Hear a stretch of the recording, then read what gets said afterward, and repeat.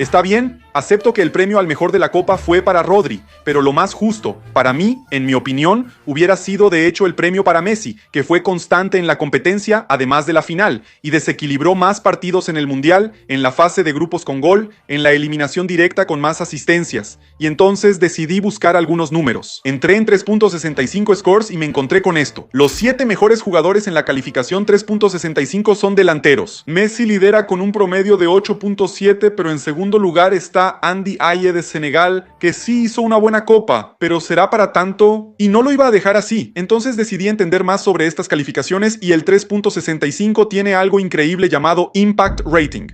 Es como una calificación oculta que está dentro de la aplicación pero a la que tuve acceso, que realmente mide el impacto del jugador en ese equipo, en esa competencia y para lo que se espera de su posición. Entonces decidí armar y traerles la alineación de los mejores de la Copa del Mundo según los números. Y hay unos 3 tipos ahí que estoy seguro que ni te imaginabas. ¡Vamos! Para empezar con este juego, necesitamos establecer algunos criterios. Si no, va a haber jugador que jugó un partido, tuvo una buena actuación y entonces va a sobresalir sobre todos los demás porque su impacto en ese partido fue gigantesco, así que decidí poner un corte. Solo consideré a los jugadores con al menos 400 minutos. Para que te des una idea, 400 minutos son más o menos 4 partidos y medio. O sea, el tipo tiene que haber jugado la fase de grupos, incluso pudo haber jugado algún partidito ahí. En la fase de eliminación directa jugó los 16avos de final. Y probablemente si no jugó una prórroga también jugó los octavos de final, así sí nos quedamos con un recorte más ajustado. Y entonces nuestra alineación empieza con el portero de Portugal, Diogo Costa. Vi a mucha gente por ejemplo poniendo a Unai Simón en primer lugar, y realmente hizo una buena copa, solo recibió un gol. Pero tenemos que reconocer que España no fue la selección más amenazada en el Mundial. Muy diferente de Portugal, que por curiosidad solo recibió un gol más que España. Entre los porteros con buena cantidad de minutos, él fue el segundo portero que menos goles recibió en todo el Mundial. Además, entre los porteros que fueron exigidos, es decir, que realmente recibieron disparos, lo que definitivamente no fue el caso de Unai Simón, él fue el que tuvo el mejor porcentaje de atajadas. El 86.9% de los tiros que fueron a portería, Diogo Costa los atajó e hizo algunos milagros impresionantes. Un partidazo de primer nivel en el juego contra Colombia, decisivo en la fase de grupos y que terminó 0-0 y también un 0-0. Partido contra España, que termina con la eliminación de Portugal con una derrota simple de solo 1-0 y una oportunidad prácticamente imposible de atajar para Diogo. Y aquí incluso hay una curiosidad interesante. Si quitamos ese criterio, por ejemplo, del tiempo jugado y tomamos jugadores que solo jugaron la fase de grupos, como máximo los 16avos de final, ¿sabes quién fue el portero que quedó mejor posicionado en esa clasificación? Fue Ronald Williams de Sudáfrica con un impact rating de 51.9, básicamente 3 puntos más que nuestro Diogo Costa. Y ahí empezamos a entender lo que realmente es ese impact rating. No es solo una calificación para evaluar el desempeño del jugador, sino el impacto que tiene en ese escenario, en ese partido. Entonces, por ejemplo, Williams incluso recibió más goles que Diogo Costa. Solo que tenemos que considerar que ya se esperaba que Sudáfrica sufriera más amenazas también, que naturalmente él recibiría más goles. Pero aún así logró tener un impacto muy positivo entre los sudafricanos, lo que ayudó al equipo a llegar a los 16avos de final. Quedó claro, ¿verdad? Y ahora llegamos a nuestro lateral derecho con Pedro Porro, que creo que estaría en el 11 ideal de la Copa para cualquiera de ustedes. Si estoy equivocado, corrígeme y comenta aquí abajo. Pero Pedro Porro fue uno de los laterales más completos de este mundial y logró aportar mucha ofensiva, dio una preasistencia en la final de la Copa del Mundo y marcó 2 goles contra Francia, pero también defensivamente se desempeñó muy bien. El lateral español logró 37 intercepciones en este mundial y demostró que era una de las piezas fundamentales para que España sufriera pocas amenazas. Muchas veces el balón ni siquiera llegaba entre los defensas centrales y el portero, porque los laterales, Rodri como mediocampista defensivo y los 2 mediocampistas tenían un papel muy importante en la contrapresión para forzar al rival al error, y Pedro Porro era uno de los jugadores que ayudaba en esas intercepciones. La misma lógica aplica también cuando hablamos del lateral izquierdo con Cucurella, que sale de este mundial como quizás el mejor lateral izquierdo del mundo. Nuno Méndez también hizo un buen mundial, también tuvo un impact rating bastante interesante, pero Cucurella, por llegar a la final y lograr mostrar ese equilibrio ofensivo y defensivo, terminó quedándose con el puesto. Para que te des una idea, cuando Cucurella estuvo en el campo, España fue el equipo en el mundial que mejor saldo tuvo entre goles esperados creados y goles esperados recibidos, mostrando el tamaño de la dominancia española en la competencia. Y para quien no lo recuerde, incluso, Cucurella fue uno de los responsables por el primer gol de España contra Francia. Es gol de penal, todos solo recuerdan el error de Dine Digne después del cobro de Guarzabal, pero la jugada empieza con un pase de Laporte para Cucurella, que avanza, hace el centro y luego, en la secuencia de la jugada, Digne comete el penal sobre Yamal. Y la nota del impact rating de Cucurella es tan alta porque es un jugador que tiene impacto en todo el campo. Es un jugador que muchas veces baja para ser prácticamente defensa central y lo hizo bastante en el Chelsea. Muchas veces juega más por dentro, casi como mediocampista, pero también sabe pasar por fuera como lateral. O sea, es un tipo que equilibra muy bien todas las funciones. Tal vez menos agresivo ofensivamente que Pedro Porro, pero muy bueno en los duelos defensivos y ahí supera a su compañero español. Entrando en la dupla de centrales, seguro que no adivinarían a este. Nico Elvede, de Suiza, se gana el puesto en nuestra defensa. Pero, ¿y Kubarski? ¿Y Laporte? ¿Y Upamecano? ¿Y Romero? Bueno, entiendo que el Impact Rating evaluó muy bien la actuación de Nico Elvede porque fue una defensa que fue bastante exigida.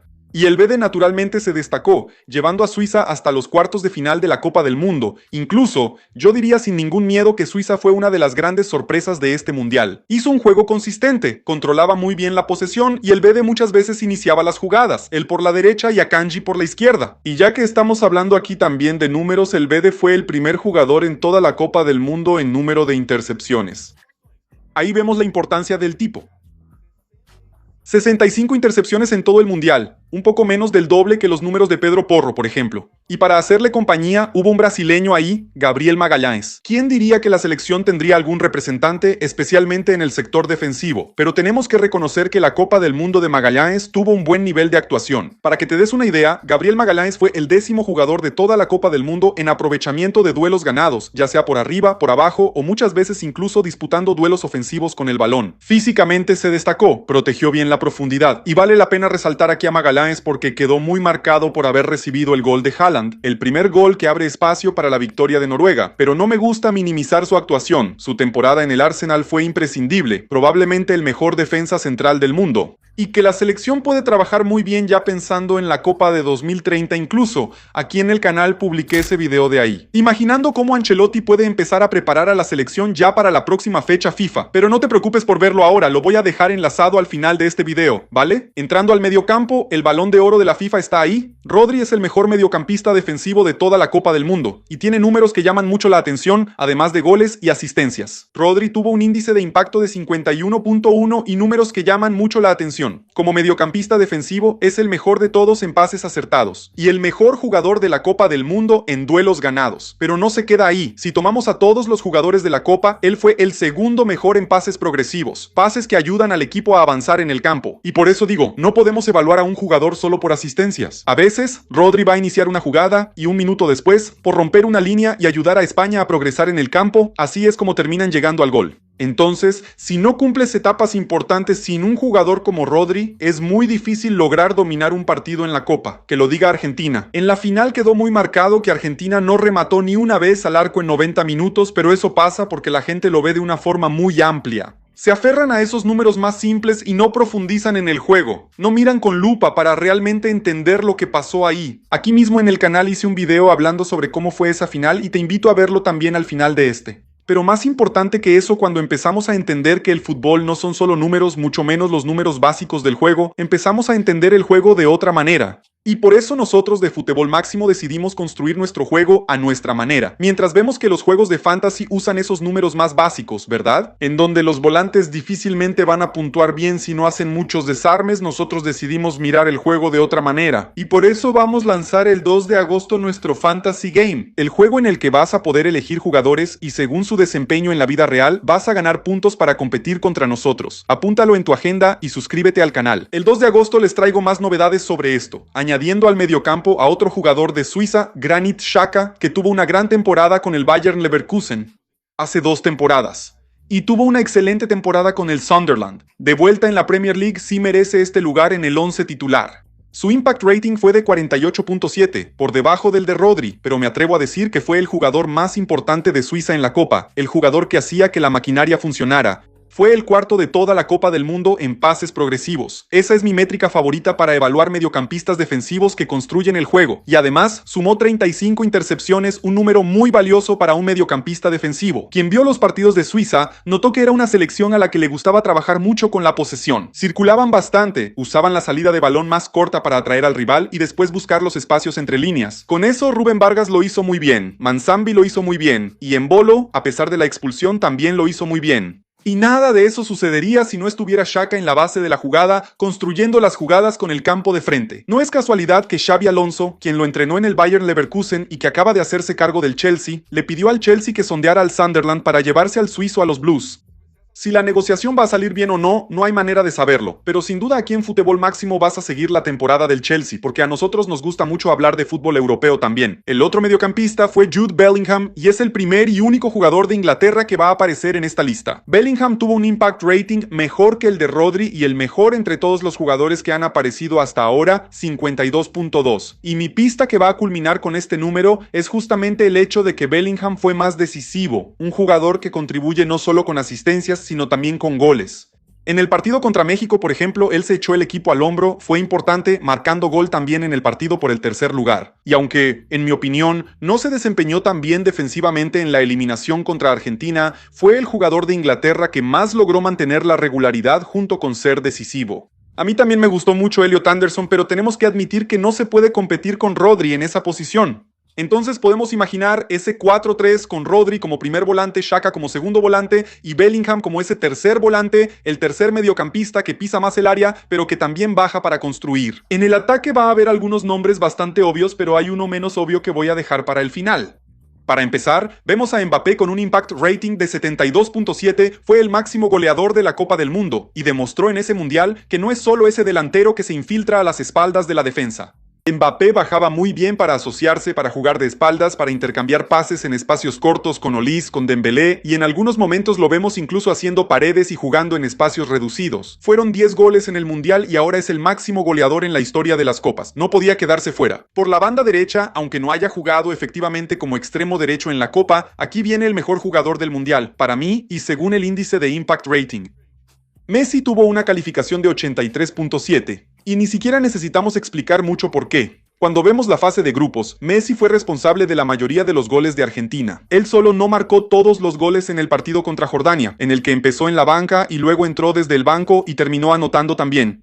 Un jugador participativo, que busca el drible, busca la creación de jugadas, buena calidad para finalizar y una buena lectura del juego en general. En la fase de eliminación directa no fue tan determinante en goles, pero asumió un papel muy importante en la construcción, especialmente en las remontadas heroicas de Argentina contra Egipto, contra Suiza y contra Inglaterra. Aunque haya hecho una final de Copa por debajo de su nivel, mucho porque no tenía un equipo que le ofreciera las mejores condiciones para desequilibrar el juego, yo lo pongo como el mejor jugador de la Copa del Mundo. Por encima de Rodri porque el nivel de desequilibrio que él genera en un partido es más determinante que el desequilibrio de Rodri. No va a servir de mucho si Rodri entrega 30 pases progresivos en el juego, que van a hacer que el balón llegue al campo de ataque, si no hay un jugador del calibre de Messi, por ejemplo, en el último tercio. Y vimos claramente que Argentina ganó la final de la Copa del Mundo mucho gracias a ese extraterrestre, incluso se puede hablar de dependencia de Messi aquí. Para la banda izquierda, nuestro Vini Jr. también fue seleccionado por el Impact Rating, calificación 55.9 y con datos muy interesantes también. Fue el quinto jugador de toda la Copa del Mundo con más acciones dentro del área rival, y eso que fue eliminado en los octavos de final. O sea, hubo jugadores que todavía jugaron cuartos, semifinal y final y no lograron tener un impacto tan relevante como Vini, además de ser el séptimo jugador con más regates acertados en la competencia. Luego sumas todo eso con los 4 goles que marcó y que en algún momento incluso peleó por ser el máximo goleador de la Copa y que logró ser determinante. Para quien no lo recuerda, él es quien da ese pase para Hendrik, perdió una gran oportunidad y eso tiene que ser evaluado en el índice de impacto de Vini y termina entrando aquí en nuestra alineación. Entonces cerramos el equipo con Diogo Costa, Pedro Porro, Euelbede, Gabriel Magallanes y Cucurella, Rodri, Bellingham y Xhaka, Messi, Mbappé y Vini Jr. Curiosamente, 2 jugadores de la selección brasileña, uno de Inglaterra y uno de Francia. Pero dime, ¿te gustó ver este análisis sobre la selección de la Copa del Mundo según los números? Ahora quiero saber cuál es la selección de la Copa según tu opinión, y como prometí, estoy dejando enlazados estos 2 videos aquí para que te eches una maratón de Fútbol Máximo. ¡Vamos!